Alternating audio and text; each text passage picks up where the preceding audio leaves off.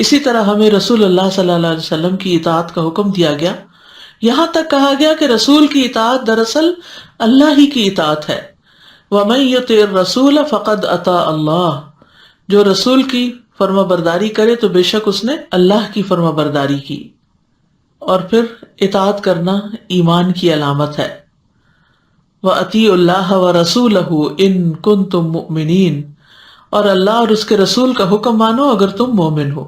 ایمان والوں کا قول کیا ہوتا ہے کہ جب انہیں کوئی حکم ملتا ہے تو وہ کہتے ہیں سمعنا وَأَطَعْنَا، ہم نے سنا اور ہم مان گئے۔ تو یہ لوگوں کے بارے میں آتا ہے سورۃ النور میں وَأُولَٰئِكَ هُمُ الْمُفْلِحُونَ، کہ یہی لوگ فلاح پانے والے ہیں۔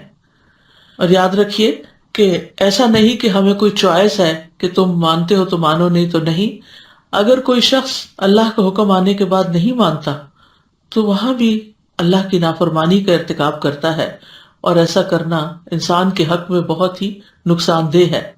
سورۃ الاحزاب میں آتا ہے وَمَا كَانَ لِمُؤْمِنٍ وَلَا مُؤْمِنَةٍ إِذَا قَضَى اللَّهُ وَرَسُولُهُ أَمْرًا أَن يَكُونَ لَهُمُ الْخِيَرَةُ مِنْ أَمْرِهِمْ وَمَن يَعْصِ اللَّهَ وَرَسُولَهُ فَقَدْ ضَلَّ ضَلَالًا مُبِينًا۔